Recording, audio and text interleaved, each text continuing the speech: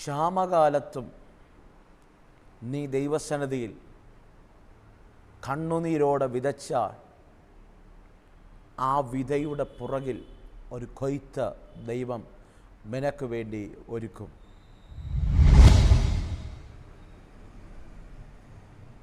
Praise the Lord. ഈ പ്രഭാതത്തിൽ ക്ഷാമമായ ജീവിതത്തിൻ്റെ മേഖലകൾക്കകത്തിരുന്ന് എന്നെ ശ്രവിക്കുന്നുണ്ടെങ്കിൽ ഈ ക്ഷാമകാലത്തും നീ വിതയ്ക്കുന്നത് ഈ ക്ഷാമത്തിലാണെങ്കിലും ദൈവത്തിൻ്റെ ഒരു കൊയ്ത്ത് നിൻ്റെ മേൽ വെളിപ്പെടുക തന്നെ ചെയ്യും. എല്ലാവർക്കും നല്ലൊരു പ്രഭാത വന്ദനം ഞാൻ ആശംസിക്കുകയാണ്. ജേണി വിത്ത് ഹോളി സ്പിരിറ്റ് എന്ന ദൈവിക സന്ദേശവുമായി നിങ്ങളുടെ അടുക്കൽ കടന്നു വരുവാൻ സ്വർഗം ഒരുക്കുന്ന വലിയ അവസരങ്ങൾക്കായി ഞാൻ എൻ്റെ ദൈവത്തെ സ്തുതിക്കുന്നു, സ്തോത്രം ചെയ്യുന്നു. തുടർമാനമായുള്ള ഈ സന്ദേശങ്ങളെല്ലാം നിങ്ങളുടെ ജീവിതത്തിനകത്ത് വലിയ ബ്ലെസ്സിങ്ങുകൾ, വലിയ അനുഗ്രഹങ്ങൾ കൊണ്ടുവരുന്നു എന്ന് കേൾക്കുന്നതിൽ സന്തോഷമുണ്ട്. അനേക സാക്ഷ്യങ്ങൾ, അനേക വിടുതലിൻ്റെ സാക്ഷ്യങ്ങൾ, അത്ഭുതത്തിൻ്റെ സാക്ഷ്യങ്ങൾ എല്ലാ പ്രഭാതത്തിലും ദൈവം ചെയ്യുന്ന സാക്ഷ്യങ്ങൾ ഞങ്ങൾ കേൾക്കുന്നതിൽ അതിയായ സന്തോഷമുണ്ട്. ഈ പകലും അങ്ങനെ ചില സാക്ഷ്യങ്ങൾ എഴുന്നേൽക്കട്ടെ എന്ന ആഗ്രഹത്തോടെ, പ്രാർത്ഥനയോടെ ദൈവാത്മാവിൻ്റെ ഹൃദയത്തിൽ തന്നൊരു ചെറിയ ദൂത് വേഗത്തിൽ നിങ്ങളോട് കൈമാറാൻ ആഗ്രഹിക്കുകയാണ്. പ്രിയരെ, ഉൽപ്പത്തി പുസ്തകം 26-ാം അധ്യായം അതിൻ്റെ 12-ാമത്തെ വാക്യം ഇങ്ങനെ വായിക്കുന്നു: ഇസഹാക്ക് ആ ദേശത്ത് വിതച്ചു, ആ ആണ്ടിൽ 100 മേനി വിളവ് കിട്ടി, യഹോവ അവനെ അനുഗ്രഹിച്ചു. പ്രിയരെ, ഇമ്മിൻ്റെ മേഖലകൾക്കകത്ത് ജീവിതത്തിൻ്റെ എവിടെയെങ്കിലും ആരോടും പറയാൻ കഴിയാത്ത ക്ഷാമം അനുഭവിക്കുന്ന ആരെങ്കിലും ഉണ്ടോ? ഞാനങ്ങനെ പറയാൻ കാരണം, ഒരു വ്യക്തിയുടെ ജീവിതത്തിൽ വെളിപ്പെടുമ്പോൾ ക്ഷാമമായിരിക്കില്ല മറ്റൊരു വ്യക്തിയിൽ വെളിപ്പെടുന്നത്. ഒരു കുടുംബത്തിൽ വെളിപ്പെടുന്നത് പോലെയുള്ളൊരു ക്ഷാമമായിരിക്കില്ല മറ്റൊരു കുടുംബത്തിൽ വെളിപ്പെടുന്നത്. ചിലരുടെ ജീവിതത്തിനകത്ത് സാമ്പത്തിക മേഖലകൾക്കകത്തായിരിക്കും ക്ഷാമം വെളിപ്പെടുന്നത്. ചിലരുടെ ജീവിതത്തിനകത്ത് ഭാവി സംബന്ധമായ മേഖലകൾക്കകത്തായിരിക്കും ക്ഷാമം വെളിപ്പെടുന്നത്. മറ്റു ചിലരുണ്ട് തലമുറകളുടെ വിദ്യാഭ്യാസ സംബന്ധമായ മേഖലകൾക്കകത്ത് ക്ഷാമങ്ങൾ വെളിപ്പെട്ട ഒട്ടനവധി പേരെ എൻ്റെ ജീവിതത്തിനകത്ത് ഞാൻ കണ്ടിട്ടുണ്ട്. അവർക്ക് വേണ്ടി പ്രാർത്ഥിക്കുവാൻ സ്വർഗം എനിക്ക് ഇടവ തന്നിട്ടുണ്ട്. അതുകൊണ്ട് അനുഭവത്തിൻ്റെ ആഴത്തിൽ നിന്ന് ഈ പ്രഭാതത്തിൽ ഞാൻ നിങ്ങളെ നോക്കി സ്നേഹത്തോടെ ഒരു ദൂത് ഞാൻ കൈമാറാം. ജീവിതത്തിൻ്റെ എവിടെയെങ്കിലും ക്ഷാമം അനുഭവിക്കുന്നവരുണ്ടെങ്കിൽ ഈ ക്ഷാമത്തിലും ക്ഷേമമായി പോറ്റാൻ കഴിയുന്ന ഒരു ദൈവം നമ്മോടുകൂടെയുണ്ട്. ഒരു പദം ഞാൻ വെറുതെ പറഞ്ഞു വിടുകയല്ല, മറിച്ച് വിശ്വസിക്കണം. അങ്ങനെ വലിയൊരു ദൈവത്തിൻ്റെ ചലനം നിൻ്റെ കൂടാരത്തിനകത്ത് ചെയ്യാൻ സ്വർഗത്തിന് കഴിയുമെന്ന് ന്യായമായി വിശ്വസിക്കണം. ദൈവസന്നിധിയിൽ പ്രാർത്ഥിക്കണം. എത്ര വലിയ ക്ഷാമമായിക്കൊള്ളട്ടെ പ്രിയരെ, നീ ഭാരപ്പെടേണ്ട. ഇമ്മിൻ്റെ അവസ്ഥകൾക്കകത്ത് ഒരുപക്ഷെ നിനക്കൊരു പ്രതീക്ഷയും ഇല്ലായിരിക്കാം. പക്ഷേ നീ ആരെ വിശ്വസിക്കുന്നു എന്ന് നീ നന്നായി അറിയണം. ഈ ക്ഷാമത്തിലും കൈവിട്ടു പോകുന്ന ദൈവമായിരിക്കില്ല. അമ്മേ, മനസ്സിലായോ? ഈ ക്ഷാമം വെളിപ്പെട്ടപ്പോൾ, ഈ വേദന വെളിപ്പെട്ടപ്പോൾ, ഒരു തകർച്ച വെളിപ്പെട്ടപ്പോൾ ഒത്തിരി പേർ നിന്നെ കൈവിട്ടായിരിക്കാം. നിൻ്റെ കുടുംബം പോലെ ഇന്ന് ഈ നിമിഷം ഈ സന്ദേശം കേൾക്കുമ്പോൾ, ഈ പ്രഭാതത്തിൽ സന്ദേശം കേൾക്കുമ്പോൾ നിൻ്റെ കൂടെ കാണില്ല. ഒരുമിച്ച് തീരുമാനമെടുത്ത് ഒരുമിച്ച് സ്റ്റെപ്പ് എടുത്തവരായിരിക്കാം. പക്ഷെ ബിസിനസ് തകർന്നപ്പോൾ നീ ഇന്ന് ഒറ്റപ്പെട്ടു. ഒരുമിച്ച് തീരുമാനമെടുത്ത് കുടുംബജീവിതത്തിലേക്ക് പ്രവേശിച്ചു. പക്ഷേ പാതി വഴിയിൽ തകർന്നു പോയി. ആരും നിൻ്റെ കൂടെയില്ല. ഇമ്മിൻ്റെ അവസ്ഥകൾക്കകത്ത് ആരും നിന്നെ സഹായിക്കാനില്ലെങ്കിൽ ഈ ക്ഷാമത്തിൽ നീ ഒറ്റയ്ക്കാണെങ്കിലും ഒരു ഉറപ്പ് ഞാൻ പറയാം, ക്ഷാമത്തിലും കൈവിട്ടു പോകാം. കൈവിട്ടിട്ട് പോകാത്തൊരു ഉടയവനുണ്ട്, സ്വർഗമുണ്ട്. നീ അധൈര്യപ്പെടരുത്, നീ ഭാരപ്പെടരുത്. നിന്റെ ക്ഷാമത്തിനകത്തും നിന്നെ വളർത്താൻ കഴിയുമ്പോൾ നിനക്ക് വേണ്ടി കൊയ്ത്ത് വെളിപ്പെടുത്താൻ കഴിയുന്ന ഒരു ദൈവത്തിൻ്റെ പ്രവൃത്തിയുണ്ട്.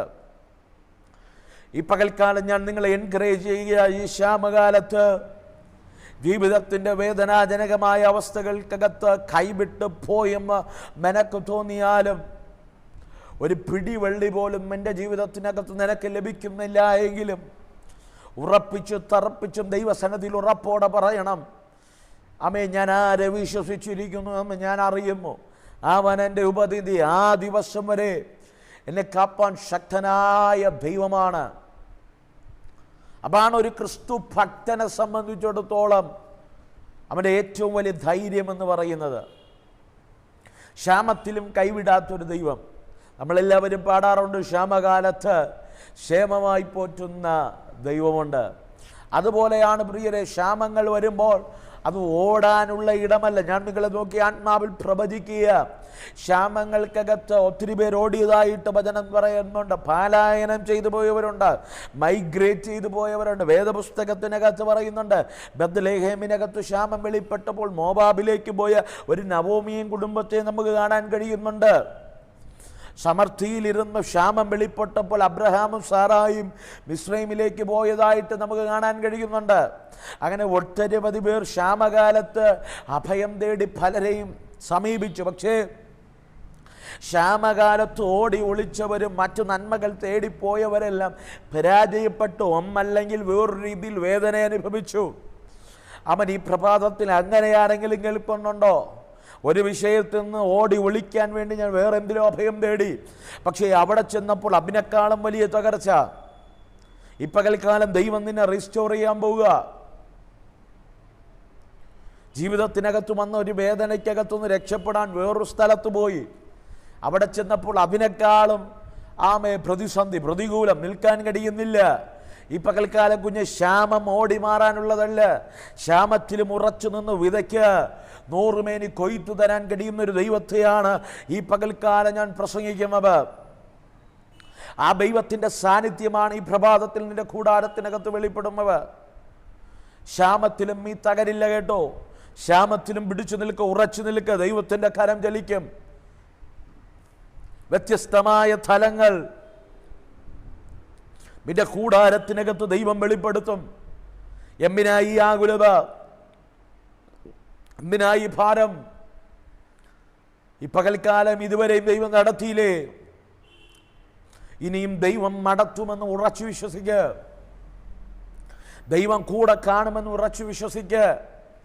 ഈ ക്ഷാമം നിന്നെ തകർക്കുന്ന ഇടമല്ലെന്ന് ഉറപ്പിച്ചു വിശ്വസിക്കുക. അങ്ങനെ നീ വിശ്വസിച്ചാൽ നിന്റെ ജീവിതത്തിനകത്ത് വലിയ ദൈവിക മാനിഫെസ്റ്റേഷനുകൾ സംഭവിക്കും. വലിയ ദൈവത്തിൻ്റെ ചലനങ്ങൾ സംഭവിക്കും. റൈറ്റ്ഷോ റമനതരഘടകം അർത്ഥാരകൽക്കമാനതരഘടകം. ഞാൻ നിങ്ങളെ എൻകറേജ് ചെയ്യുകയാണ്. ആത്മാവിൽ ഈ വചനം ഞാൻ റിലീസ് ചെയ്യുകയാണ്. ക്ഷാമകാലത്ത് ഓടി ഒളിക്കരുതേ, അഭയം തേടിപ്പോകരുതേ. ക്ഷാമകാലത്ത് ഉറച്ചു നിൽക്ക്. നിങ്ങൾ പറയും, പാസ്റ്റർ അത് പറയാൻ എളുപ്പമാണ്, പ്രസംഗിക്കാൻ എളുപ്പമാണ്. പക്ഷേ ജീവിതത്തിനകത്ത് വന്നു പോകുന്ന ക്ഷാമങ്ങൾക്കകത്ത് ഒരിക്കലും താങ്ങാൻ കഴിയാത്ത പ്രതിസന്ധികൾ അനുഭവിക്കുന്നത് ഞങ്ങളാണ്. സത്യമാണ് പ്രിയരെ. പക്ഷെ വേദനാജനകമായ ജീവിതത്തിൻ്റെ അനുഭവങ്ങൾക്കകത്തുനിന്ന് ഞാൻ പറയട്ടെ, ക്ഷാമത്ത് ഓടി ഒളിക്കരുത്. ക്ഷാമകാലം നിന്നെ തകർക്കാനല്ല. ചില ക്ഷാമങ്ങൾക്കകത്ത് ദൈവം മറച്ചു വച്ചിരിക്കുന്ന ചില ശ്രേഷ്ഠമായ കൊയ്ത്തുകളുണ്ട്. വേദപുസ്തകം പഠിച്ചു നോക്ക്. പലരും 30 ഇസഹാക്ക് തന്നെ 30, 60, 100 മേനി കൊയ്തതായിട്ടൊക്കെ പലയിടങ്ങളിലും നമുക്ക് വായിച്ചാൽ കാണാൻ കഴിയുന്നുണ്ട്. പക്ഷേ 100% വിളവ്, 100% കൊയ്ത്തുണ്ടായത് ക്ഷാമകാലത്ത് വിതച്ചതാണ്. വല്ലതും പിടികിട്ടുന്നുണ്ടോ? ക്ഷാമകാലത്ത് ഇസഹാക്കിൻ്റെ ജീവിതത്തിൽ ഒരു ക്ഷാമം വെളിപ്പെടുകയാണ്. ഈ ക്ഷാമം ഇസഹാക്കിൻ്റെ ജീവിതത്തിനകത്ത് വെളിപ്പെടുമ്പോൾ ഇസഹാക്കിന് മനസ്സിലായി, ഇതുപോലെയുള്ളൊരു ക്ഷാമം എൻ്റെ അപ്പൻ്റെ കാലത്തും വെളിപ്പെട്ടു, അബ്രഹാമിൻ്റെ കാലത്തും ഇതുപോലൊരു ക്ഷാമം വെളിപ്പെട്ടു. അമ്മ എന്തു ചെയ്തു? അബ്രഹാം തൻ്റെ ഭാര്യയായ സാറായെയും കൊണ്ട് ഓടി. എവിടേക്ക് ഓടി? മിസ്രൈമിലേക്ക് ഓടി. നിങ്ങൾക്ക് എല്ലാവർക്കും ആ ചരിത്രം അറിയാമെന്നുള്ളതാ. അവിടെ അപമാനിക്കപ്പെട്ടു. സ്വന്തം ഭാര്യ സഹോദരി എന്ന് പറയേണ്ട അവസ്ഥ വന്നു. എന്തിനേറെ ഒത്തിരി വിഷമിച്ചു. അബ്രഹാമിൻ്റെ അവകാശത്തെ മിസ്രൈമിലെ ഭരണാധികാരി അവകാശപ്പെടുത്താൻ നോക്കി. ഇതെല്ലാം നമുക്കറിയാമുള്ളതാണ്. Why it happen? എന്തുകൊണ്ട്? ക്ഷാമകാലത്തും നടത്തുന്നൊരു ദൈവസന്നിധിയിൽ ആശ്രയിക്കാനുള്ള മനസ്സ് കുറഞ്ഞു. എവിടെയൊക്കെ ദൈവത്തിൽ നിന്നുള്ള ആശ്രയം മാറി തന്നിൽ തന്നെ ആശ്രയിക്കാൻ തുടങ്ങി, നന്മകളിൽ ആശ്രയിക്കാൻ തുടങ്ങി.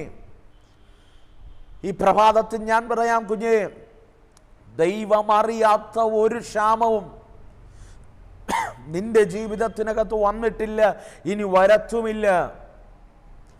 ദൈവം നിന്റെ ജീവിതത്തിനകത്ത് അനുവദിക്കാത്ത ഒരു കഷ്ടതയും നീ അനുഭവിച്ചിട്ടില്ല, ഇനി അനുഭവിക്കാൻ പോകുന്നുമില്ല. വല്ലതും പിടികിട്ടുന്നുണ്ടോ?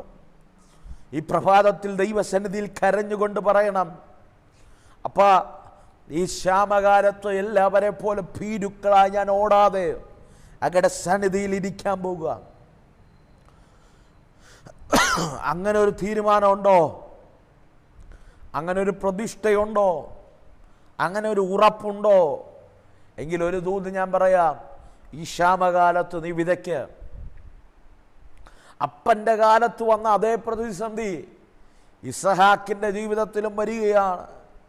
ഇസഹാക്കിൻ്റെ ജീവിതത്തിലും അതേ പ്രതികൂലം വരികയാണ്. ഇസഹാക്കിന് മനസ്സിലായി, ഇവിടെ ഞാൻ ഓടി പിന്മാറാനുള്ള സമയമല്ല, ഇവിടെ ഓടി ഒളിക്കാനുള്ള സമയമല്ല. അബ്രഹാം പോയതുപോലെ ഇസഹാക്ക് പോയില്ല. പ്രിയരേ, ഈ പകൽക്കാലം തലമുറകൾക്ക്, പിതാക്കന്മാർക്ക് പറ്റിയ തെറ്റ് നമ്മുടെ ജീവിതത്തിൽ ആവർത്തിക്കരുത്. ഒരുപക്ഷെ നിന്റെ പിതാക്കന്മാർ ദൈവകൃപയിൽ നിന്ന് പിന്മാറിപ്പോയത് കൊണ്ടായിരിക്കാം ഇന്ന് നിന്റെ ജീവിതത്തിനകത്ത് വെളിപ്പെട്ട പല തകർച്ചകളും, ഇന്നലകളിൽ സംഭവിച്ച പല പരാജയങ്ങളും പിതാക്കന്മാർ ദൈവസന്നിധിയിൽ നിന്ന് അകന്നത് കൊണ്ടായിരിക്കാം. പക്ഷേ ഈ തലമുറയിൽ എത്ര ക്ഷാമം വന്നാലും ദൈവസന്നിധിയിൽ ഉറച്ചു നിൽക്കുക. വചനം പറയുന്നു, ഇസഹാക്ക് ആ ക്ഷാമകാലത്ത് വിതച്ചു. ഒരു പ്രതീക്ഷയും കാണില്ല, ഒരു പ്രതീക്ഷയും കാണില്ല, ഒരു കാര്യം പോലും നിനക്ക് അനുകൂലമായ ഒന്നും കാണില്ല. പക്ഷെ ഉറപ്പിച്ച് ഞാൻ പറയാം, ഈ ക്ഷാമകാലത്ത് നീ വിതയ്ക്ക്. അനുകൂലമായ സാഹചര്യത്തിൽ വിതയ്ക്കുന്നവനല്ല ദൈവത്തിൽ വിശ്വാസമുള്ളവൻ. പ്രതികൂല സാഹചര്യത്തിലും വിതയ്ക്കാനിറങ്ങുന്ന ഒരു ഭക്തനെ കണ്ടോ? അവൻ്റെ ഹൃദയത്തിനകത്തൊരു ഉറപ്പുണ്ട്. അവൻ ആരാധിക്കുന്ന ദൈവത്തിൻ്റെ വലിപ്പം അവനറിയാം, അവൻ സേവിക്കുന്ന ദൈവം ആരെന്ന് അവന് നന്നായി അറിയാം. അവൻ ക്ഷാമകാലത്ത് ഇസഹാക്ക് വിതയ്ക്കുകയാണ്. വിതയ്ക്കുമ്പോൾ കണ്ണ് നിറയുന്നുണ്ട്. കാരണം ചുറ്റും നിൽക്കുന്നവർ പരിഹാസത്തിൻ്റെ വാക്കുകൾ പറയുന്നുണ്ട്. ഇവൻ എന്നാടാ പറ്റി, ഇവനെന്തോ പറ്റി കേട്ടോ. ഇവിടെ ഭാഷയിൽ പറഞ്ഞു കഴിഞ്ഞാൽ അവൻ ഈ ക്ഷാമകാലം കൊണ്ട് അവൻ്റെ ജീവിതത്തിനകത്ത് അവൻ്റെ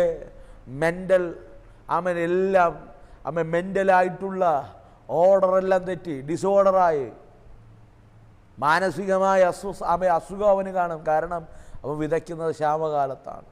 മഴയില്ല, വെള്ളമില്ല, ക്ഷാമകാലത്ത് ഇസഹാക്ക് വിതച്ചു. പക്ഷെ ഞാനിങ്ങനെ പറയാം പ്രിയരെ, ദൈവത്തിൽ ആശ്രയിച്ചു വിതച്ചവൻ 100 മേനി കൊയ്തു. ഈ പ്രഭാതത്തിൽ ദൈവത്തിൽ ആശ്രയിച്ച് നീ സ്റ്റെപ്പ് വയ്ക്കുക, നീ കൊയ്യും. ഒരുപക്ഷെ നിൻ്റെ കയ്യിൽ നന്മ കാണില്ല, നിനക്ക് പഠിക്കാൻ ബുദ്ധി കാണില്ല, നിനക്ക് കഴിവോ പ്രാപ്തിയോ ഒന്നും കാണില്ല.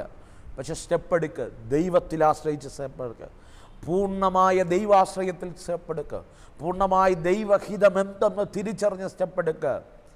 സ്വന്തം ഇഷ്ടത്തിൽ ചലിക്കാതെ ദൈവത്തിൻ്റെ ഹിതത്തിനകത്ത് പോയാൽ 100 മേനി കൊയ്യും.